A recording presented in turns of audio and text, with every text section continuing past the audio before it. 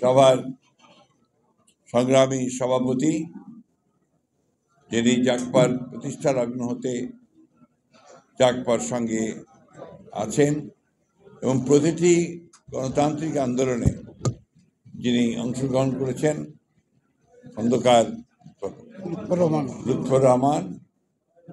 আমাদের মাঝে আজকে এখানে উপস্থিত আছেন বাংলাদেশের আর একজন বর্ষিয়ান জননেতা, যিনি তার সারাটা জীবন জনগণের কল্যাণের জন্য, সমাজের পরিবর্তনের জন্য কাজ করেছেন। আমার নেতা ছাত্র জীবনের এবং ৬৯-এর গণ অভ্যুত্থানের অন্যতম নেতা, এমপি মন্ত্রী জনাব মোস্তফা জামাল হায়দার। উপস্থিত আছেন আপনাদের অত্যন্ত প্রিয় নেতা, যিনি সকলের কাছে পরিচিত, একজন ৯০-এর ছাত্র অভ্যুত্থানের অন্যতম নায়ক এবং সাবেক এমপি মন্ত্রী জনাব আমানুল্লাহ আমান সহ আমাদের এখানে উপস্থিত আছেন আমাদের পারদলীয় সমমনা জোটের সমন্বয়ক ডক্টর ফরহাদ এবং জাতীয় নেতৃবৃন্দ, সুধীবৃন্দ, আসসালামু আলাইকুম। আসলে এই ধরনের সভাগুলো অনেক ফরমাইশি হয়ে যায়। ওইখানে আমি মনে করি যে আপনার সুনির্দিষ্ট একটা বিষয়ের উপরে আলোচনা করতে পারলে সেই আলোচনাটা ফলপ্রসূ হয়। আর অনেক বক্তা থাকলে কোনো বক্তারই বক্তব্য কেউ শুনতে চায় না, যার ফলে এই সভাগুলো ঠিক সেইভাবে আপনার গুরুত্ব পায় না। যাই হোক, আমি আশা করব যে আমাদের নেতৃবৃন্দ ভবিষ্যতে এই বিষয়গুলোর দিকে একটু নজর রাখবেন। শুধু কয়েকজন লোককে দাঁড় করে দিয়ে বক্তৃতা করার নেতাকে ব্যাপার না, ব্যাপারটা হচ্ছে এটা পৌঁছাতে হবে জনগণের কাছে, সকলের কাছে। যাই হোক, আমি ধন্যবাদ জানাতে চাই যে তিনি এই সভাটি আয়োজন করেছেন।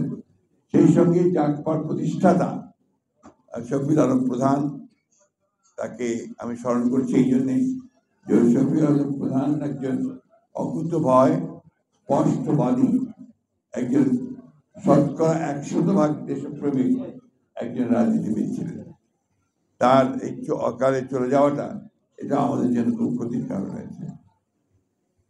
প্রকৃতপক্ষে বাংলাদেশে যে সমস্ত নেতা যারা বাংলাদেশের স্বাধীনতা সার্বভৌমত্ব রক্ষার ক্ষেত্রে সবচেয়ে বড় ভূমিকা পালন করেছেন অতীতে, তাদেরকে আমরা অনেককেই আজকে হারিয়েছি। প্রিয় বন্ধুগণ, আজকে আলোচনার যে বিষয়বস্তু হয়েছে এটা অনেক বিশাল বিশাল আলোচনার বিষয়বস্তু, যেটা আলোচনা করতে অনেক সময় প্রয়োজন।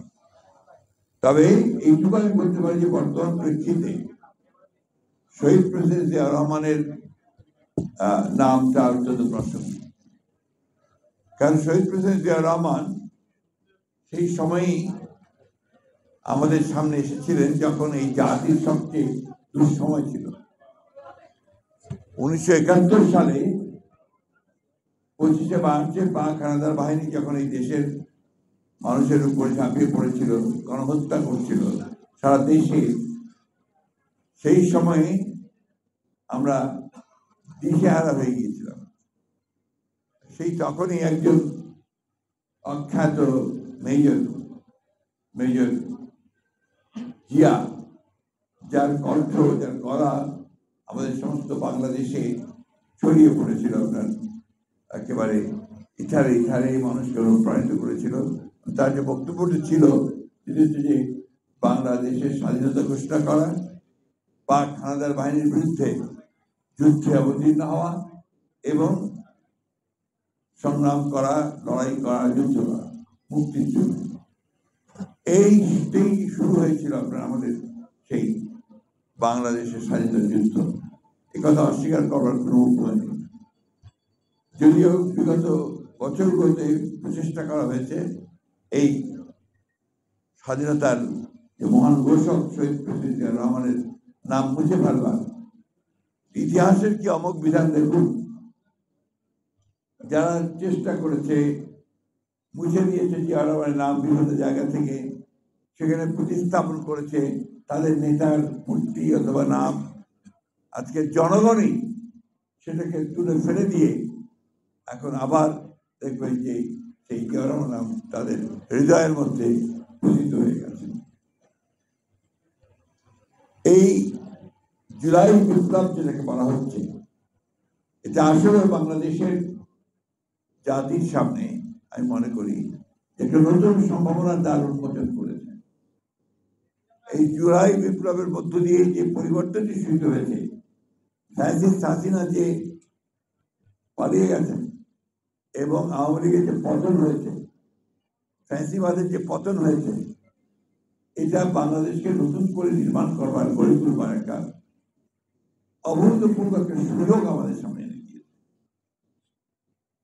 আমরা ছাত্র যারা আন্দোলন করেছেন, কোটা বিরোধী আন্দোলন থেকে শুরু করে পরবর্তীকালের যে এক দফা দাবিতে তারা যে আন্দোলন করেছেন সরকারের পতনের, এটাকে আমরা সবসময় স্বাগত জানিয়েছি। আমরা সেই আন্দোলনে সম্পৃক্ত থেকেছি এবং আমরা যে কথাটা বারবার বলতে চেয়েছি এটি সত্য, আমরা 15 বছর ধরে কিন্তু এই সংগ্রামে আছি। ফ্যাসিবাদের বিরুদ্ধে আমাদের লড়াই শুরু হয়েছে প্রকৃতপক্ষে 2009 সাল থেকে, এবং সেই লড়াই আমরা যারা দেশপ্রেমিক রাজনৈতিক দলগুলো আছি, আমরা সবাই একসাথে হয়ে, একজোট হয়ে এই লড়াইটা আমরা শুরু করেছি। আমি দীর্ঘ আলোচনা যাবো না, আমি শুধু আপনাদেরকে এইটুকু বলতে চাই যে ফ্যাসিবাদী আওয়ামী লীগ তারা অত্যন্ত সুপরিকল্পিত হবে, সচেতন ভাবে বাংলাদেশের গণতন্ত্রকে দ্বিতীয়বার হত্যা করে তাকে একদলীয় শাসন ব্যবস্থা প্রবর্তন করতে চেয়েছিল। আমাদের মধ্যে অনেকেই আপনার কতগুলো জায়গায় আমরা ভুলে যাই যে আওয়ামী লীগ হচ্ছে সেই আওয়ামী লীগ যার নেতা ছিলেন শেখ মুজিবুর রহমান, যিনি 1971 সালের আগে পর্যন্ত আমাদের কাছে অবিসংবাদী নেতা ছিলেন। এবং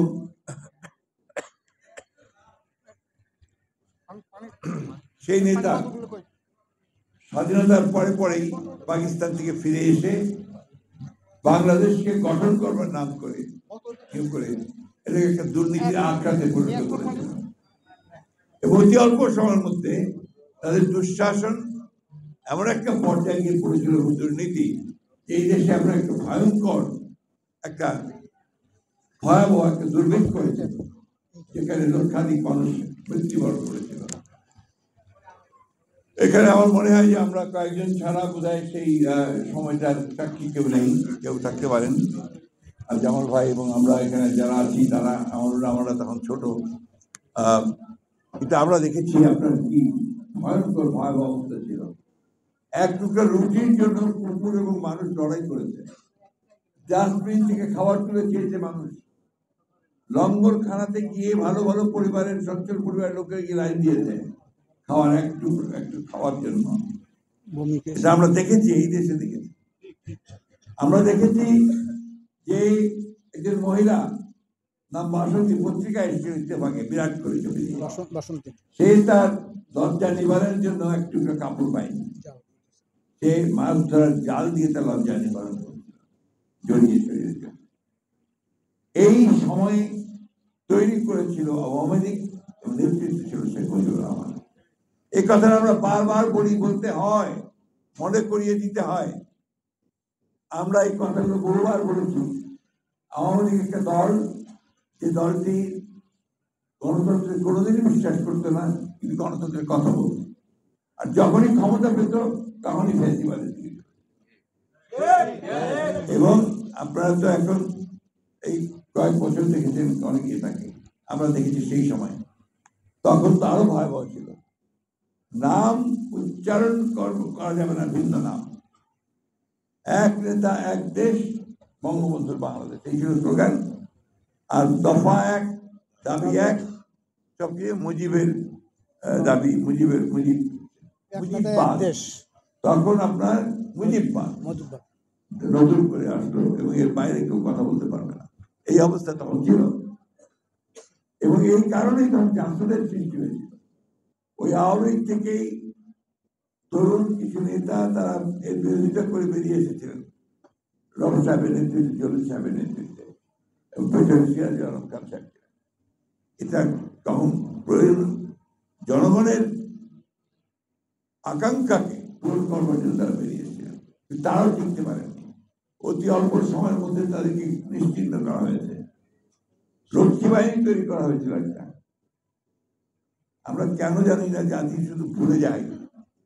সেই রক্ষী বাহিনী দিয়ে নির্মম অত্যাচার, নির্যাতন, জামাল হায়দার ভাইরা আছেন, তাদের অনেক ছেলেকে সেদিন হত্যা করা হয়েছে।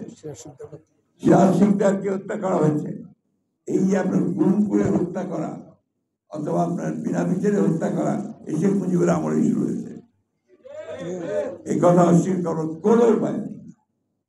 আজকে এই যে আওয়ামী লীগ, তারই আপনার সেই সময়টারই তারা প্রতিনিধিত্ব করছে। পরের আওয়ামী লীগ আসলে আপনারা দেখেছেন, আমরা 12 সাল থেকে লড়াই শুরু করেছি, সংগ্রাম শুরু করেছি।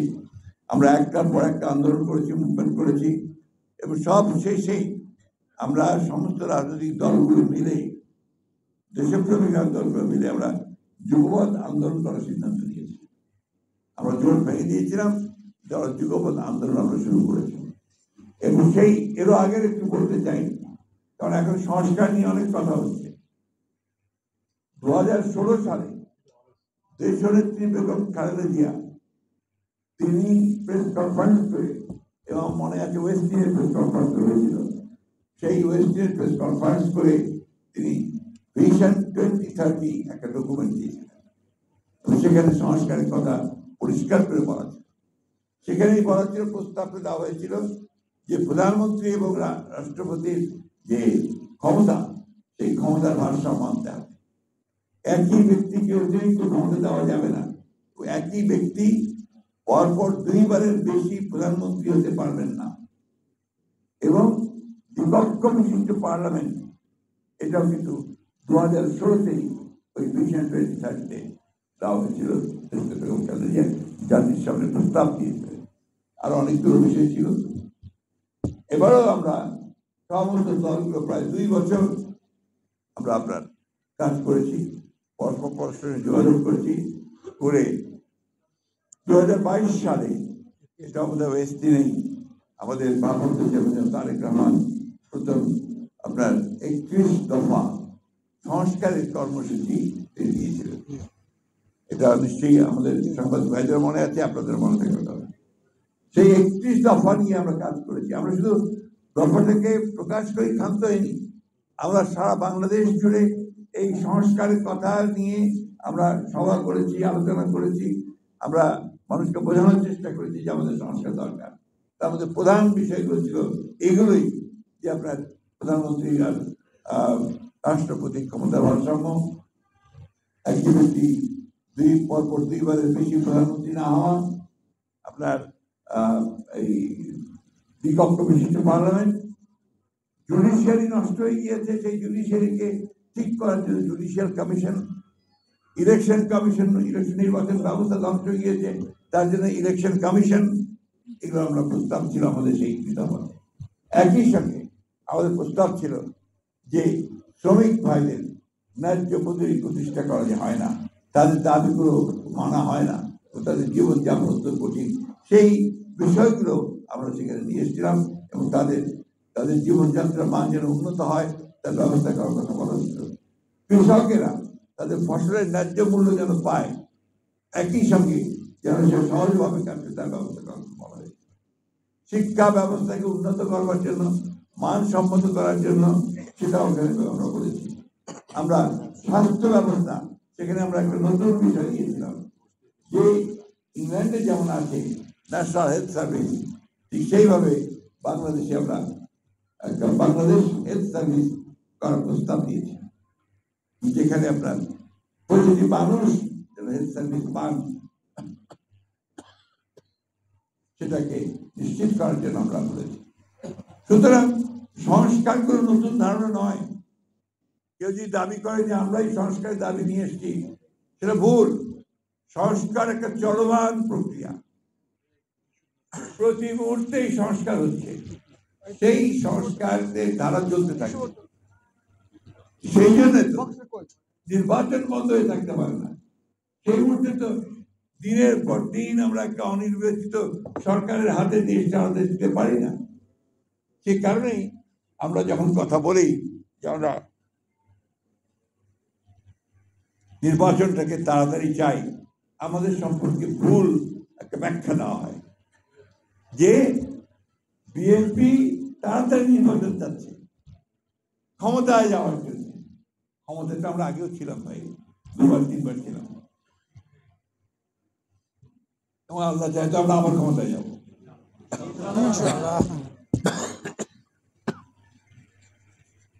কিন্তু ক্ষমতার জন্য আমরা রাজনীতি করিনি। আমি এখন স্পষ্টভাবে আরো বলতে চাই, এই সংস্কার প্রক্রিয়া শুরু করেছেন শহীদ প্রেসিডেন্ট জিয়াউর রহমান। একদলীয় শাসন ব্যবস্থা বাকশাল করেছিল আওয়ামী লীগ, সেখান থেকে তিনি বের করে নিয়ে এসেছেন বহুদলীয় গণতন্ত্র, মাল্টি পার্টি সিস্টেম। সেখান থেকে তিনি প্রেসিডেন্ট সিস্টেম গভর্নমেন্ট নিয়ে এসেছেন। আজকে যে সাংবাদিক ভাইরা এতগুলো দেখেন চ্যানেল, এই সব পত্রিকা, অনলাইন পত্রিকা, সবাই কাজ করছেন সুন্দর করে, মন খুলে লিখছেন। আওয়ামী লীগের আমলে, শেখ মুজিবের আমলে কারো ক্ষমতা ছিল না কিছু আগে, পার্লামেন্টে আইন করে বন্ধ করে দিয়েছিল। মাত্র 4টা পত্রিকা চলবে, সেই পত্রিকাগুলো ছিল আপনার 4টা, ইত্তেফাক 4টা, এবং সেটাও সরকার চালাবে। আমাদের অসংখ্য সাংবাদিক ভাই সেদিন বেকার হয়ে গিয়েছিলেন। অনেকে আপনার এই বাইরের উপকার নামে ফল বিক্রি করতো, এগুলো সত্য কথা, টুপি বিক্রি করতো। এখানে অনেকে আছেন পুরনো, তারা ওটা বলতে পারবেন। এই একটা করুণ অবস্থা চলে গেছে, one party, one man one party. সেইখান থেকে বের করে নিয়ে এসে Ziaur Rahman multi party system দিয়েছেন, বহুদলীয় গণতন্ত্র, এবং ওপেন পলিটিক্স সবাই করতে পারবে, এবং যে কথা বলা দরকার সেই কথা বলতে পারবে। বাক স্বাধীনতাকে তিনি প্রতিষ্ঠিত করেছিলেন। অর্থনীতিতে তিনি একটা বদ্ধ অর্থনীতি যেটা ছিল সমাজতান্ত্রিক অর্থনীতি, ভ্রান্ত ধারণা নিয়ে সেখান থেকে তিনি এটিকে মুক্ত বাজার অর্থনীতি করেছিলেন। অর্থাৎ সবাই, যারাই পারবে তারাই বিনিয়োগ করতে পারবে, তারাই ব্যবসা করতে পারবে, কলকারখানা তৈরি করতে পারবে, এবং স্বাধীনভাবে কমেন্ট করেন না, বেয়াদবি করেন না।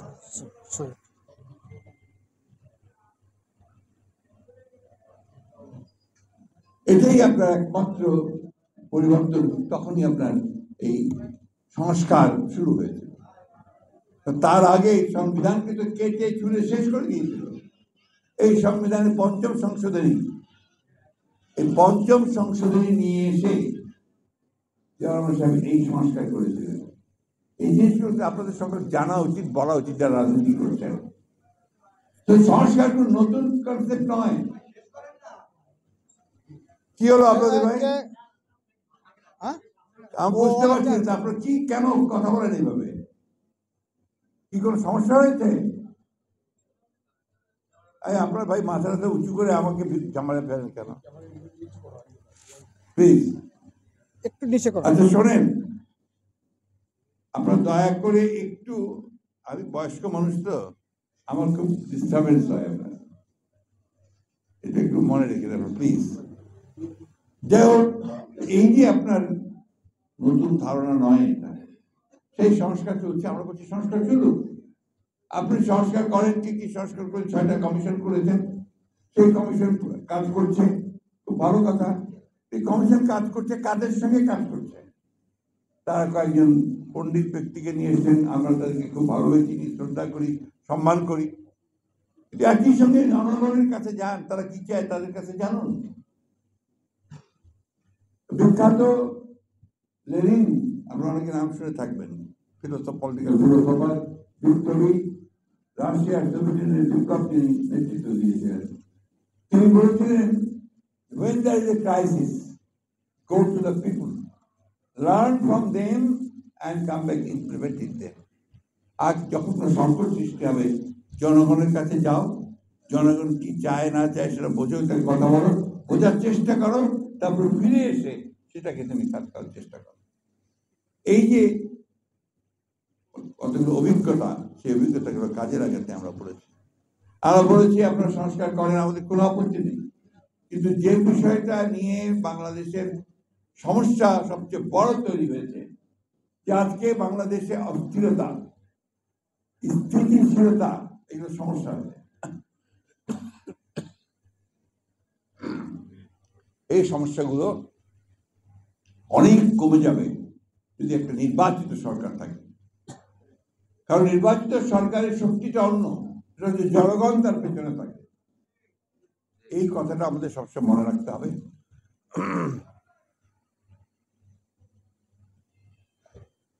আমরা সে কারণেও সবসময় কথাটি বলছি যে আমরা সংস্কার চাই, আমরা সংস্কার সবচেয়ে বেশি চাই। একই সঙ্গে আমরা এটাও চাই যে দীর্ঘকাল অনির্বাচিত সরকারের হাতে ক্ষমতা থাকা উচিত নয়। আজকে দেখুন দেশের সংকট বাড়ছে তো বাড়ছে, সবচেয়ে বড় সংকট হয়েছে সাধারণ মানুষের। চালের দাম এমন ভাবে বেড়েছে সাধারণ মানুষের পক্ষে এখন চাল কেনাও সম্ভব হয়ে যাচ্ছে। চাল, ডাল, তেল, লবণ, ডিম, মাছ, মুরগি প্রত্যেকটার দাম বেড়ে গেছে। সাধারণ মানুষের জীবন এখন অতিষ্ঠ হয়ে গেছে। এটার দিকে কিন্তু তাদের কোনো খেয়াল নেই, কোনো কমানোর দিকেও তারা কাজ করছে না। কিছু বলে এত তাড়াতাড়ি তো সব সম্ভব না। আরে আমরা যারা সঙ্গে আমরা তো উদ্যোগটা দেখতে চাই, কি কি ব্যবস্থা নিচ্ছে সেটা দেখতে চাই। আমরা তো দেখলাম না যে ওনাদের বড় বড় যারা উপদেষ্টা আছেন বা দায়িত্বপ্রাপ্ত যারা আছেন তারা গিয়ে বাজারের মধ্যে, মাঠের মধ্যে গিয়ে তারা জিজ্ঞাসা করছেন, মানুষকে বোঝার চেষ্টা করছেন যে সমস্যাটা কোথায়। তা না করে অনেকেই তারা আবার এই রাজনীতির মধ্যে জড়িয়ে পড়েছেন, বিভিন্নভাবে রাজনৈতিক উক্তি করেন, কমেন্ট করেন, এমনকি রাজনৈতিক দলগুলোর প্রতি পর্যন্ত তারা কটাক্ষ করেন। এটা সঠিক নয়, এটা হওয়া উচিত নয়। আপনাদের সবসময় মনে রাখতে হবে যে আপনারা হচ্ছেন অন্তর্বর্তীকালীন সরকার। আপনাদের মূল দায়িত্ব হচ্ছে সংস্কার করতে চান, সংস্কার করবেন, সেই সঙ্গে একটা নির্বাচন করবেন যে নির্বাচনটা সকলের কাছে গ্রহণযোগ্য হবে। এটাই হচ্ছে এক প্রধান কাজ করে নির্বাচিত সরকারের হাতে ক্ষমতা হস্তান্তর করতে হবে। রাজনৈতিক দলগুলো আপনার প্রতিপক্ষ নয়, রাজনৈতিক দলগুলো আপনাদের সহযোগিতা করছে, সহযোগিতা করেই চলেছে। আপনারাই রাজনৈতিক দলগুলোর সঙ্গে কোনো কথাবার্তা বলছেন না, সহযোগিতা ওইভাবে করছেন না। আমি কথাটা এই জন্য বললাম যে এটাই হচ্ছে কিন্তু সবচেয়ে ভালো পথ, যেখানে আপনার জনগণের সঙ্গে এই সরকারের একটা আরো ঘনিষ্ঠতা সৃষ্টি হবে। আমি কথা বাড়াবো না, শুধু এইটুকু বলতে চাই যে আজকে এই সবার মধ্য দিয়ে জনগণের কাছে আমি এই আহ্বান জানাতে চাই যে আমরা যেন অস্থির না হই, আমরা যেন হতাশ না হই। আমরা আশা করি, এখনো আমাদের আশা সেইভাবে আছে এই সরকারের প্রতি, অন্তর্বর্তী ডক্টর ইউনূসের সরকারের প্রতি, তারা অতি শীঘ্র যতটা সম্ভব তাড়াতাড়ি করে তার প্রয়োজনীয় যে সংস্কারগুলো করা প্রয়োজন, নির্বাচন কমিশন, আইন শৃঙ্খলা বাহিনী, জুডিশিয়ারি, অর্থনীতির ব্যাপারগুলো তারা দেখে তারা দ্রুত একটা গ্রহণযোগ্য নির্বাচনের ব্যবস্থা করবে। এখন দেখলাম যে আজকে পত্রিকায় দেখলাম যে আপনার আমাদের প্রফেসর ইউনূস নতুন একটি প্রস্তাব দিয়েছেন। সে প্রস্তাব হচ্ছে 17 বছর হবে আপনার ভোটার তালিকা হওয়ার জন্য আপনার ন্যূনতম বয়স। এখন তাহলে কি করতে হবে, আবার নতুন করে আপনার ভোটার তালিকা তৈরি করতে হবে। এই জিনিসটা তো কনসেনসাস না। আপনি you are the chief executive, আপনি প্রথমেই বলে দিচ্ছেন যে 17 বছর হলে ভালো। আপনি যখন বলছেন then it becomes a binding on the election commission, যেটা আপনি ইলেকশনের জন্য যারা ঠিক করবে, ইলেকশন কমিশনকে ছেড়ে দিন, লেট দেম ডিসাইড। 18 বছর তো আছে, সকলের কাছে গ্রহণযোগ্য আছে। যদি 1 বছর কমাতে চান তাহলে সেটা ইলেকশন কমিশন প্রস্তাব করুন, যারা নতুন হয়েছে। রাজনৈতিক দলগুলোর সঙ্গে কথা বলেন। উনি যখন প্রথমেই বলে দেন দ্যাট বিকামস বাইন্ডিং, ওটা কিন্তু একটা চাপ পড়ে যায় কমিশনের উপরে। আমি মনে করি এই বিষয়টাকে এইভাবে না বলে তাদের উচিত ছিল, আমি এখনো মনে করি, এটা স্টেক হোল্ডারদের সঙ্গে কথা বলে তারপরে যদি তিনি এই বিষয়টা আনতে চান সেভাবে আনলে ভালো হতো। তার কোনো বিতর্কের সৃষ্টি হতো না। এখন তো আপনার আরো বেশি করে মানুষের আশঙ্কা তৈরি হবে, এটা করতে গিয়ে তাহলে আরো সময় যাবে, আরো সময় ক্ষেপণ হবে, আরো বিলম্ব হবে। কেন জানি না মানুষের একটা ধারণা তৈরি হচ্ছে, আমার না ধারণা তৈরি হচ্ছে যে এই সরকার ইচ্ছাকৃতভাবে নির্বাচন প্রক্রিয়াকে বিলম্বিত করছে। এটা সঠিক নয়, but at the same time এটা মানুষের মধ্যে আশঙ্কার সৃষ্টি হচ্ছে। এর আগে আবার আজকে কয়েকদিন বলছে আরো 2-3টি দল গঠিত হবে। নির্বাচন প্রক্রিয়াতে যদি আরো 2-3টি দল গঠিত হয় আমাদের তো কোনো আপত্তি নেই, 100টা হোক 200টা হোক, কোনো তাতেও আপত্তি নেই। তো সেটা জাতির জন্য কতটুকু কাজে লাগবে সেগুলো সবাই চিন্তা করবে। এখন বাংলাদেশের একটা সমস্যা কি জানেন, আমরা সবাই রাজনীতিবিদ, দেখবেন রাজনীতি নিয়ে আলোচনা করতে, চর্চা করতে আমরা সবাই খুব পছন্দ করি। আবার আপনাদের সোশ্যাল মিডিয়াতে একদম মারাত্মকভাবে সুযোগ সৃষ্টি করে দিয়েছে সবাইকে রাজনীতিবিদ হওয়ার, সবাইকে সাংবাদিক হওয়ার, সবাইকে ইউটিউবার হওয়ার, সবাইকে ফিলোসফার হওয়ার, তাই না? সবাই হয়ে গেছে এইভাবে। ভালো কথা, সকলের পার্টিসিপেট হয়েছে, সবাই কাজ করছেন। এটাকে একটু জায়গায় আনতে হবে, বাংলাদেশকে তো একটা দিকে পথে নিয়ে যেতে হবে। আমরা একটা কথা খুব পরিষ্কার বুঝি যে শুধু শুধু সুন্দর সুন্দর কথা বললেই কাজ হবে না, কাজ করে দেখাতে হবে। এখনো পর্যন্ত মানুষ কিন্তু কোনো স্বস্তি পায়নি। কালকে উত্তর ভট্টাচার্য আজকে আমরা অনুষ্ঠানে ছিলাম, উনি কালকে ওনার বক্তব্য বলেছেন যে খুব ভালো কথা, সংস্কার তো সবাই চায়, স্বস্তি চায়, বাজারে স্বস্তি চায়, নিরাপত্তা চায়, রাস্তায় বেরিয়ে খুন হয়ে যাবে না সেটা চায়, গাড়ি অ্যাক্সিডেন্ট করে 6 জন 7 জন 8 জন করে মারা যাবে না এটা চায়। ওই দিকে একটু নজর দিতে হবে, প্রশাসনের নজর দিতে হবে, গভর্নেন্সের দিকে নজর দিতে হবে। আমি আশা করব যে সরকার আরো বেশি গভর্নেন্সের দিকে নজর দেবেন। ব্যাংকের এত সব টাকা লুট করে নিয়ে চলে গেল, তাদের বিরুদ্ধে একটা মামলা শুরু হলো না। যারা লুট করে নিয়ে চলে গেল তাদের বিরুদ্ধে একটা মামলা শুরু হলো না। আর কতগুলো মামলা হচ্ছে যেটা আগের মতো ওই সে পুরনো অজ্ঞাতনামা 1000-1500 আসামি, ওই একই কায়দায় আবার একটা বাণিজ্যের ব্যবস্থা করা হচ্ছে। এগুলোকে বন্ধ করতে হবে। এগুলো বন্ধ না করলে আপনি যে জায়গায় পৌঁছতে চাচ্ছেন সেই জায়গায় আপনি পৌঁছতে পারবেন না।